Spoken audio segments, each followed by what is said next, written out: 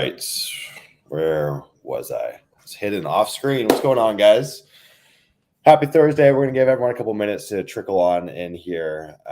This is going to be a really cool call. We're going to be discussing a challenge that we're running. It's a totally free challenge. This challenge is open to the public.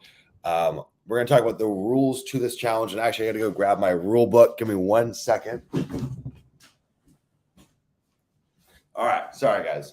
So yeah, this is going to be open to the public. I think there's been a lot of confusion because we released a course called the 90 Day Zero to Hero program. This is the same premise, right? Same concept. We're taking a group of investors. Some of them are in Leah. Some of them are in the 90 days. Some of them aren't. We're saying, hey, everyone's got 10 grand. Who can go and do the most, make the most, and win in that 90-day period? So it's a very similar concept. It's not a prerequisite that you're inside that program. It's not a prerequisite that you're inside Leah. Frankly, you're probably going to get your lunch taken from you if you're not inside one of those programs. Like if you're doing this without any tools or training, it's going to be really, really difficult, but it's certainly possible, right? Today we're going to dive into the rules. We're talking about the prizes, all that good stuff. I'm going to put a few things in the chat for you guys in terms of some of the tools that we'll be using for this challenge. If anyone wants to join the challenge, right, you want to get in on the fun, send an email to newman@landinvestor.co. Put that email in the chat for you guys. Send them over an email, say, hey, I'm in on the 90-day challenge. I think I can win. We'll add you guys to our spreadsheet, and we're going to kind of talk about how that spreadsheet is going to support us during this journey. So let's talk about, first off, what are the tools that we're going to be using here? I think there's a few essential tools that you most likely need, and we're going to talk about like the budget as it relates to tools and some of the differences there, okay? Now, the recommendations that we're going to make on tools, you're going to typically need some kind of CRM. We recommend Pebble. You're going to need some kind of database to generate property owners information. We recommend Data Tree for most people. You need a way to also DD properties. You need some way to go and find markets, right? We recommend the Leah market selection platform. I think there's 3 or 4 seats left on that. And then you need some way to go and mail owners. This is going to be a mail-based challenge. This isn't a text challenge. This isn't a cold call challenge. This is a mail-based challenge. And so we recommend a rocket print mail for mailing. Now, I know a lot of people in this challenge have additional tools. They might have less tools than that. Roughly at a very bare minimum, that's most likely what you're going to need, okay? Let's talk about how to win, rules of the road, all that good stuff. So I spent a lot of time thinking through this, right? When we did the 90-day challenge with Rob and Dennis, it was a little bit easier because it was in a vacuum, right? It was just us doing it. And so we set a budget of $10,000. And remember, they're coming in with no tools, right? They were brand new. A lot of the people that are in this challenge aren't brand new. You've been at it for a couple of weeks, a couple of months, even a couple of years for some of the people in this challenge. And so when we did that challenge with them, we said, hey, $10,000. And we're going to simulate just like how any new land investor would come into this game. We said some of it has to go to software and tools. Some of it has to go to mail. And, initially thought we might carry that over for this challenge, but frankly, it doesn't make sense because there's people that are too seasoned to where if we factor in their tools or their team or their software, it creates this really slippery slope where very quickly that $10,000 budget's gone, right? My $10,000 budget would be gone. It would evaporate in, a couple of weeks, right? And so we're actually not going to hinge the budget on tools. There's also a lot of people in this challenge that frankly are just using cheaper, better tools, right?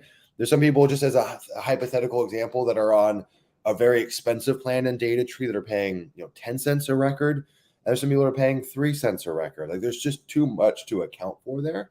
And so that $10,000 budget is just going to direct mail.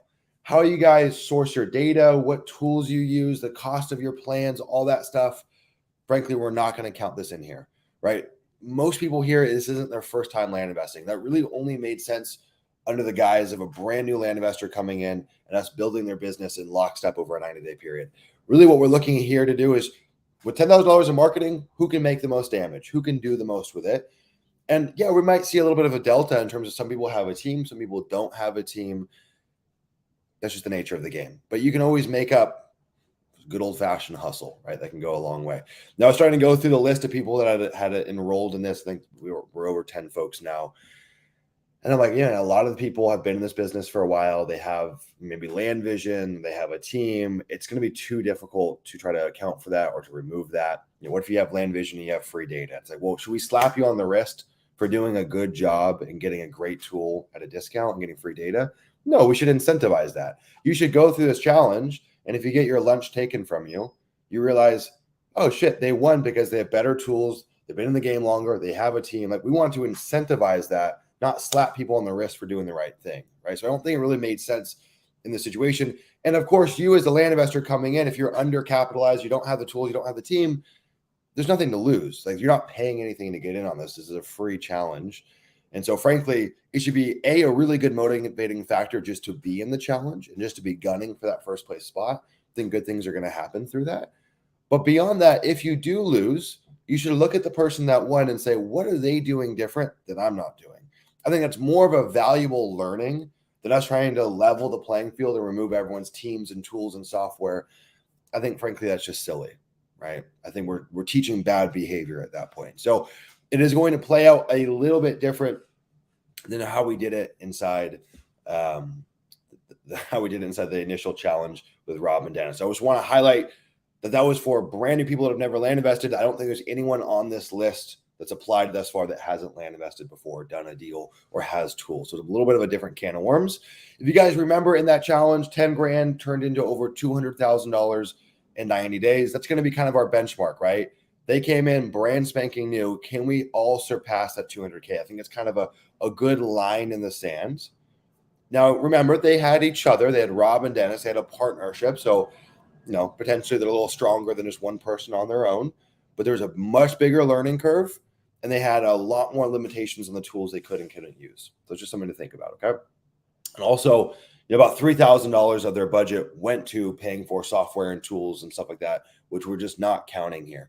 Again, that $10,000 is exclusively going to marketing. Now, you don't have to spend $10,000. If you think you're a better land investor and can do it with less, sure. But no one in this challenge can exceed $10,000, okay? It's really important that we set a ceiling. There's no floor, though. If you want to spend less, you certainly can. And if you think you can beat other people by spending less, you certainly can. The one thing that's important to note is that this is just to be used via direct mail. Now, of course, when you have a lead coming in, you can call them, you could text them, you could do whatever you want once you have that lead inbound to you. But the origination point has to come from direct mail. This isn't a texting challenge. This isn't a cold calling challenge. This is just straight up direct mail, nothing else. Potentially at a future date, we'll do a cold calling challenge or what have you. But for now, this is direct mail. I think this is the best simulation for people sitting on the sidelines watching us, because more than likely that's where most people are going to start, right? This is not only going to be a really good motivating factor for ourselves to just kind of kick things into high gear. I heard a lot of people in the group saying, shit, Sumner, this is exactly what I needed, right? I needed a little fire in my ass. Competition's a good thing. I also think for the people sitting on the sidelines that maybe aren't land investing yet or just haven't gone all in yet, this will be a really good proof of concept to show them what's possible. And again, we're going to use direct mail as that launch pad. All right. Let's talk about the rules. So first rule, like I mentioned, $10,000 is the ceiling. There's no base on how much you want to spend. If you came in with less, you certainly could. It's probably not going to work out for you. That 10K is just getting directed towards marketing. Look at, if you don't have good providers for marketing and you're paying $1 or 60 cents or 65 cents, shame on you. I think most people here are going to be at that 50 cent to 52 cent mark by going through Rocket Print Mail. So you will need to record inside our KPI tracking sheet your cost per mailer. Okay. That brings me to point number 2.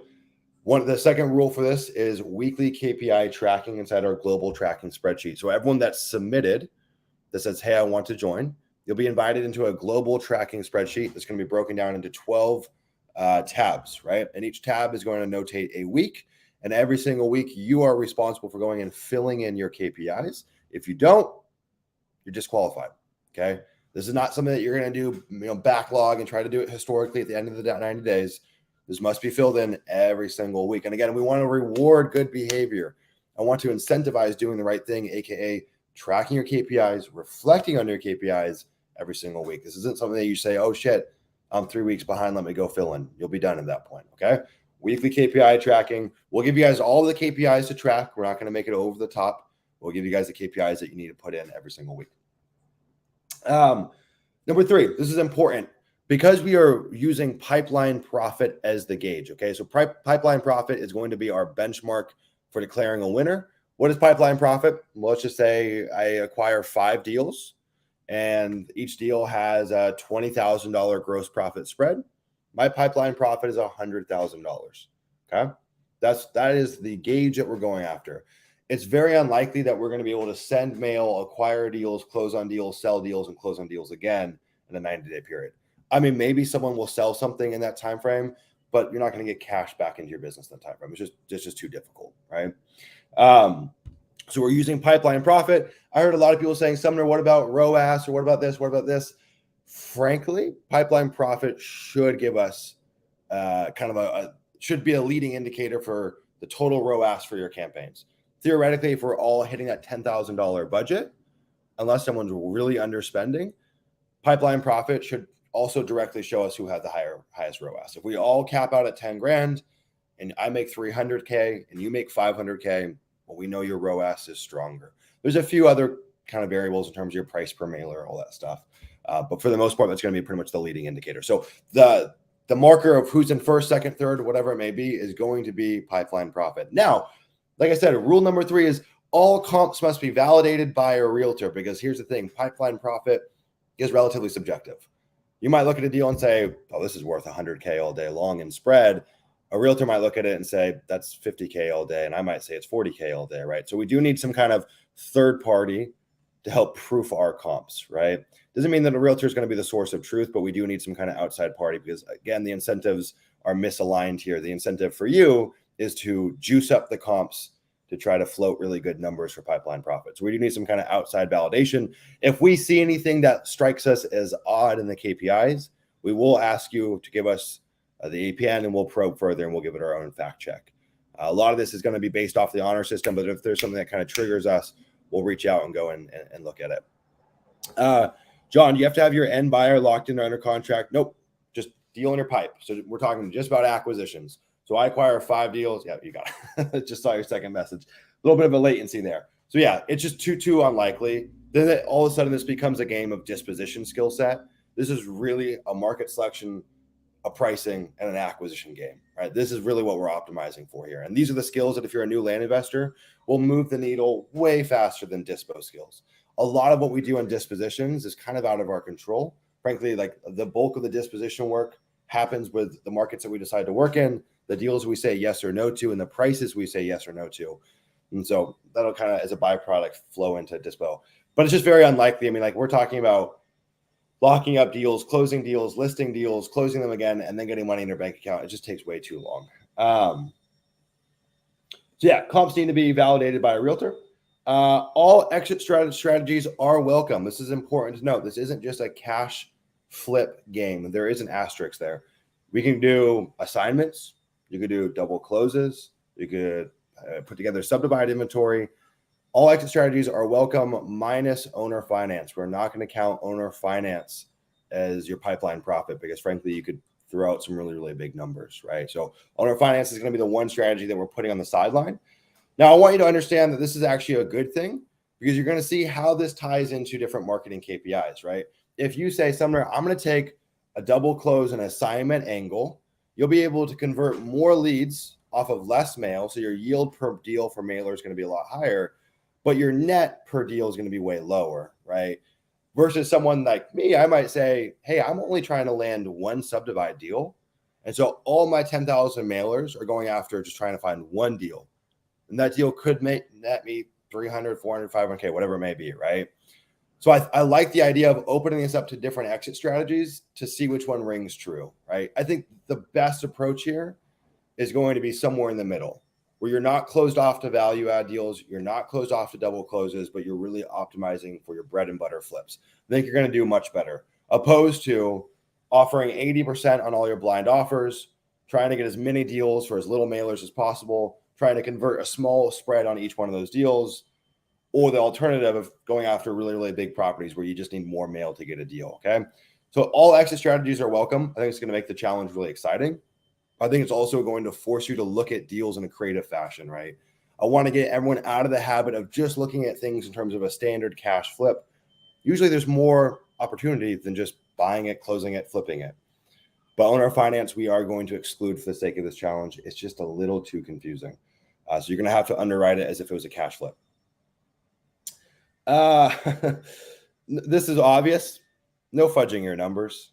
If I catch you fudging your numbers, you'll be out. This is the honor system. This is for fun.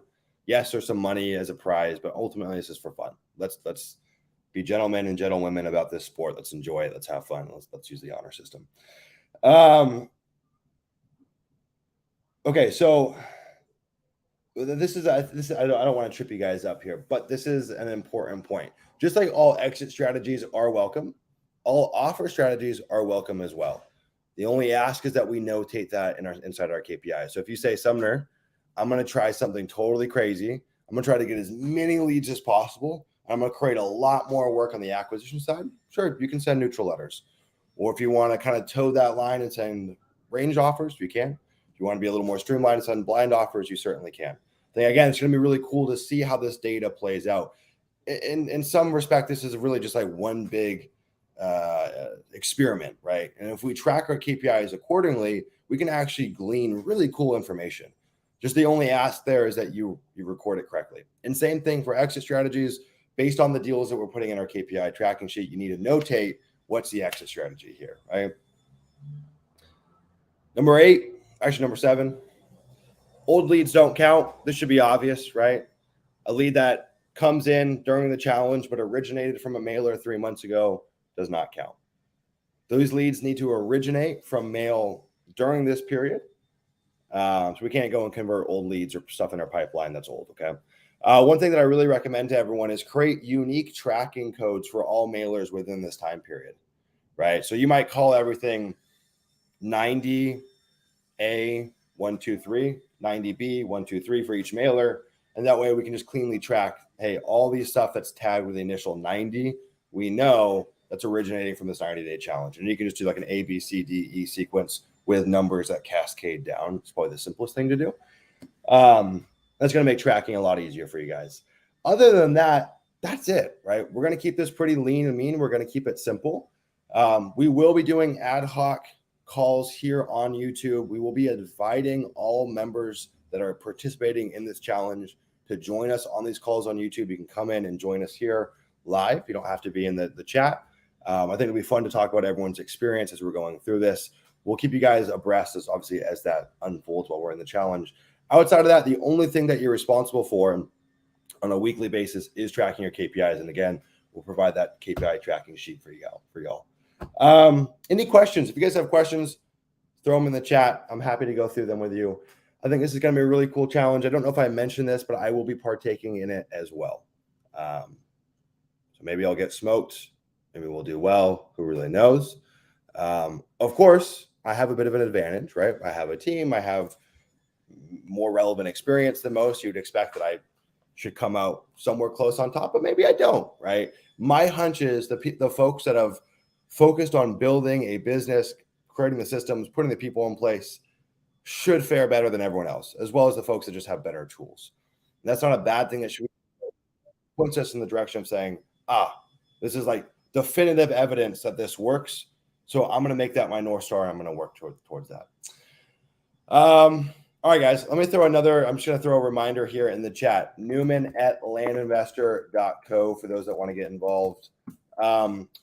Inside Discord earlier, I did mention we are going to be giving out a mastermind ticket. I don't know if anyone followed the instructions correctly, though.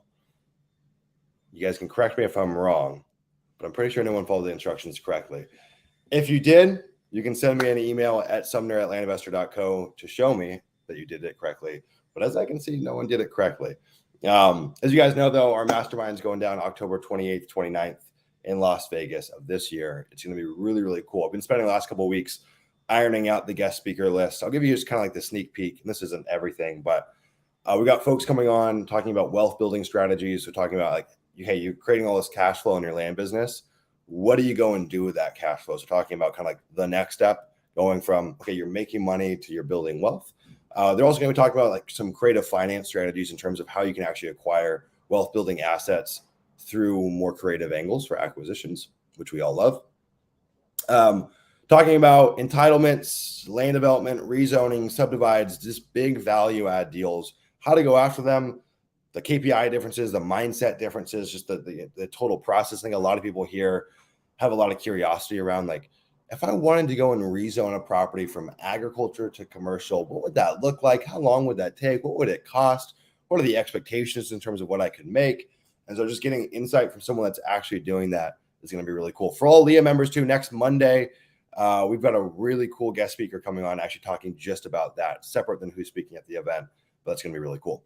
We're going to talk about launching funds. So going and literally turning land into a security with the SEC and creating a bona fide fund to solve your fundraising issues, right? Just raise capital once, get this pool of money, go and fund your deals that way. Talking about like kind of where the puck is going in the land business, right? So where the land business is now, how it's changed over the last, call it half a decade, where it's going half a decade to a decade forward. And we're going to talk about some of these like adjacent industries that we can glean insights from in terms of what they're doing and kind of how they're going to act as a canary in the coal mine for us. Some stuff that we can take away in terms of like, oh, wholesalers are doing this. Probably pretty logical to think that at some point land might look similar to that. The cool thing is everyone that's here now, you guys are still on the bottom floor. Right? Like we're still at ground zero. We got a long time before this ever looks like wholesaling. But it's important to say, what are these people that are doing in one degree that's an industry that's 1 degree adjacent to us? What are they doing in a market that's more mature, more saturated, and taking insights from that? We've got some folks, some actual Leah alumni talking about just the transition that they had to make going from other real estate verticals to launching their own land business, or just what their journey was like, right? Hearing from someone that's been inside Leah for the last 2 years or 3 years and hearing about their evolution, the ups, the downs. If you're 3 weeks in, 3 months in, whatever it may be into Leah, that acts as a really good like proof of concept. And that shows you the minefields to watch out for, the potholes to watch out for, because those people were in your shoes just a few years ago. And more than likely, they probably are at the place that you want to be and have what you want and do the things you want, yada, yada, yada, right? We got Ryland coming on talking about taking a data-centric approach in the business, right? Both in terms of our market selection, but in terms of our mailing, and really just in terms of like how you run the business, right? As you guys know, Ryland joined Leah when he was a college student. He was literally selling surfboards on the side to afford education and to afford mailing. The guy had hustle. I knew he was going to do well because of that. And so he was an engineer. He just called off his engineer career path, was like, this is not what I want to do. And went all in on land. And he's still taking that very data-centric approach to just running his land business in general, which I think is really cool. I'm going to be talking, I got a few different presentations I'm going to be doing. I'm going to be talking about what we've learned from tracking every single county in the U.S. So we've gone through and pretty much scrubbed all the data here in the U.S. to figure out what makes a good market, what makes a bad market, common kind of traps to avoid in terms of picking the right markets. That's going to be a really cool one.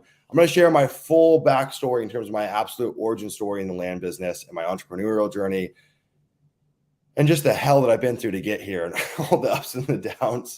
We've got a few motivational speakers coming. It's going to be really cool. We've got some like integrator visionary people talking about bringing partners into the land business and hiring for your land business. It's going to be a badass time. It's going to be really, really fun. I'm going to go through some of these questions. Sarah says, how much do you recommend starting with and how much would you think we can realistically make within 4 months? Sarah, I don't know if you're referring to the challenge. This is a 3-month challenge. We're starting with 10 grand. In terms of what you've set here, I always tell all prospective Leah members, 10 grand is a bare minimum to start with. If you have education, you could make 50 grand to 150 grand in 4 months. I've certainly seen it. If you're doing it on your own, expect a big fat goose egg. I see people that have been doing it by themselves for a year that have spent 100 grand and haven't made anything, right? It's not just like go send some mail out and deals will start happening. So it just depends on where you're at in terms of like the education cycle, right? Have you been learning a ton? Are you in programs? Are you in coaching of some form? And now you're ready to jump in and start. You could definitely make a good amount of money in 4 months. I mean, I've seen people make 100 grand in their first month. Some of it is just a luck component to some extent, right? Like making 100 grand in your first month versus your fourth month is really just a luck thing for the most part. But yeah, 10 grand is going to be a bare minimum. Always going to be a bare minimum. If you don't have a deal within your first 4 months, you probably need to go back to the drawing board and get some education, right? Like we hear from people who are like, dude, I've been trying this on my own for 6 months, 8 months, 12 months. I don't have a deal. It's like, put your ego aside, admit that you just don't know much about land and go get some education because you'll just fast track your results and you'll avoid a lot of the potential potholes. Victor says, hey, Sumner, I've been having issues landing bigger acreage, 10 plus acres regardless of market. Do you have any tips when getting bigger acreage lots or is it just sending more mail? Yeah, it's going to always be sending more mail. It's going to take more. I mean, Typically, acreage is going to relate to price, not always. There's plenty of 10 acres that are dirt cheap. I'm going to guess what you're having is going after a more expensive properties problem. If it's more expensive properties, yes, it's going to take more mail to get a deal. I would reckon, though, you're probably just pricing these things inappropriately. You're probably used to pricing cheap properties. The pricing matrices that you're going to use for pricing more expensive properties is going to look a little different. And if that's going to be a lead problem, if it's a conversion problem, as in you're getting leads, but you're not converting them, it's probably an issue with your acquisition process, right? But I'm going to guess it's a lead flow problem. It's probably not big enough sample size to judge it accurately. You've probably sent 4 or 5 mailings and want to say, I don't know what I'm doing. Send more mail. It's going to take more mail to get a contract or a deal if these are more expensive properties.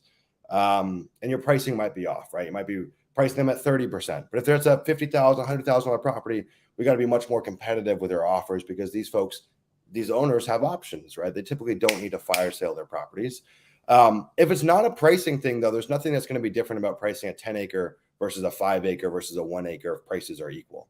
So there's something like bespoke about pricing bigger acreage versus lower acreage per se. It's really more about pricing more expensive properties versus cheaper properties. Now, usually bigger properties are going to be more expensive, but it's not always the case. Brent says, do my mailings have to be blind offers? No. So that was rule number 6. All offer strategies are welcome. I think most people here inside Leah, actually I'd probably say everyone inside Leah is going to be using blind offers, and there's a good reason for that. But if you feel like, hey, you've got a process for neutral letters or range offers, you certainly can. The only thing that we ask is that you notate it in the KPI tracking sheet. And that way, if someone wins or loses or the results are a little funky, we can go back and start to create correlations with like, well, maybe it's because you sent only neutral letters, right? And we can start to actually glean some really cool data from this challenge. John says, you mentioned many, if not all in the challenge, are not brand new. If we are brand new, we can still be part of it, right? For sure, John. Yeah, for sure, man. I mean, of course, that's something that we're still going to keep in mind. You should keep in mind, as in, don't beat yourself up too much if someone that's been in it for years wins. Frankly, it's somewhat to be expected. But I think by setting that bar there and trying to chase someone down that's got a team, more tools, more experience, dude, that sets the bar so high in a good way, as long as you're not being overly like self-critical on yourself, right? Understand that these people are definitely have a leg up on you, but hey, like that's what you want to be your competition or your rivals, in my opinion. I think that sets a really good standard for yourself. Yeah, Victor. So again, it's not going to be like there's no correlation with offer percentages and size of property. So I think the thought process here needs to be shifted. I would go back into your data and look at, what are you pricing? What's your offer percentage based off of price? So that's always going to be a better indicator than offer percentage based off of size. Size usually relates to price, but not always. There's many examples that it doesn't. So my encouragement to you is just change that framework. Only think about it in terms of price point, and then figure out what the offer percentage is with each price point.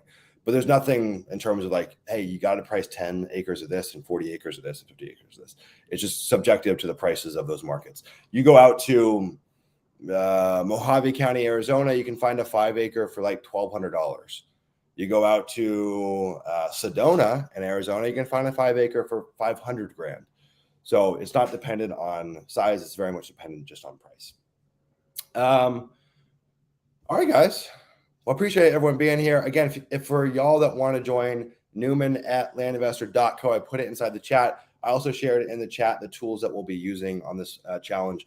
I will say, I don't know how many people here are using the market selection platform. I think we've got about 4 slots left on that. The people that are doing that, frankly, are going to have an unfair advantage, because that means pretty much right out of the gate, you can start mailing, where other people are going to spend the first 2 weeks, 3 weeks, 4 weeks trying to find markets. And so like I can come in and in one day aggregate all the markets for this 90-day challenge, and I can get all my mail sent out on the second day or the third day. That gives me an unfair advantage because I can have more time to bring in all those leads, and I have more time to work those leads. The problem is, if you don't have a way to accurately and quickly find and price markets, what's going to happen to you is your mail goes out on the 4th week when mine went out on the 4th day. And you might have really good leads that come in on the 92nd day or the 95th day, but it's too late at that point. So I don't want to say sacrifice quality and just get all your mail out immediately, but there is something to be said about having a longer time horizon for those leads to come in. It takes time for mail to season and for leads to come in. There's also something said about having longer sales cycles to work these leads, right? Your back isn't up against the wall. You don't have to like shove it down someone's throat to sell to you right now. And so the folks that can find markets accurately, predictably, and quickly, they're going to have a huge leg up on the competition, both now and just in general. Sarah says that 10K that you recommend starting with, does that include price of mentorship? No, that does not. That's going to be just for marketing and software and tools and all that stuff, right?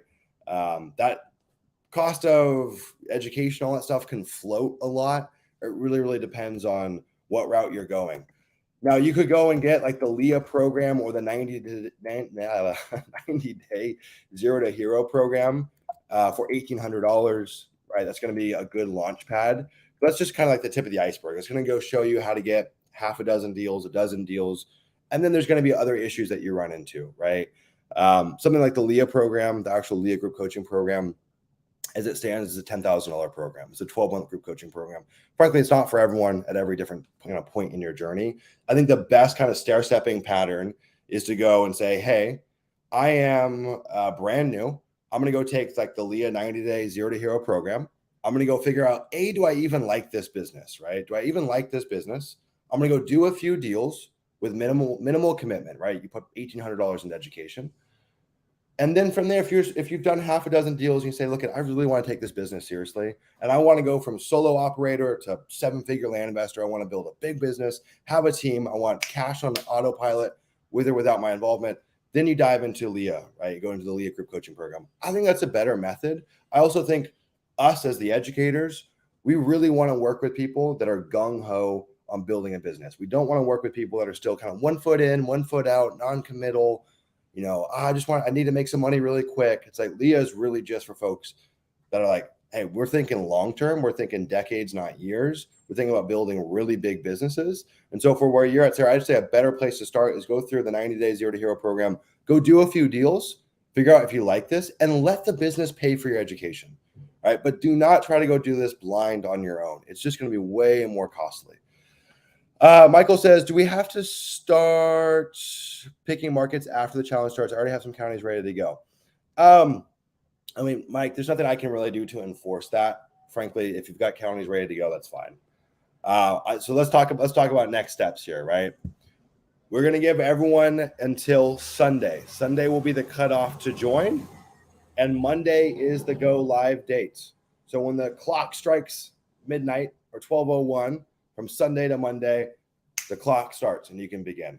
So, Mike, if you've got some stuff in your pipeline, that's fine, frankly. You can use those markets. I can't really do anything to stop anyone. If you guys want to go find some markets between now and then, it's totally fine. Frankly, most of you probably already are doing that. And so there's no point in me kind of handcuffing you and saying, don't use those markets. Again, I think you're probably not alone in that. I would venture to guess the vast majority of people inside this challenge, because they've been doing this for months or for years, they always have a backlog of markets kind of in their Market Monday catalog or whatever it may be. All right, guys, that's it for me. I got a team meeting here coming up. I appreciate everyone being here. I wish everyone the best. One thing that I forgot to mention, how could I forget? There is a first place prize of $2,500. So the first place winner gets a $2,500 cash prize on top of whatever money you make from the challenge. Leah's paying out a $2,500 cash prize to the winners as well.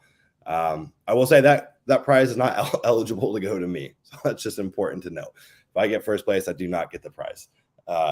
It'll cascade down to the next person. Anyways, guys, hope everyone has a great day. Thanks for being here. Again, Newman at landinvestor.co if you guys want to join. If anyone says, Sumner, that little diatribe you went on, it resonates with me. I do want to build a big freaking land business. I want to go from solo operator to having a team and having cash come in like this. You guys can apply to Leah down below. John, I'm pumped for you, man. Let's get it. Bye, guys. Have a great day.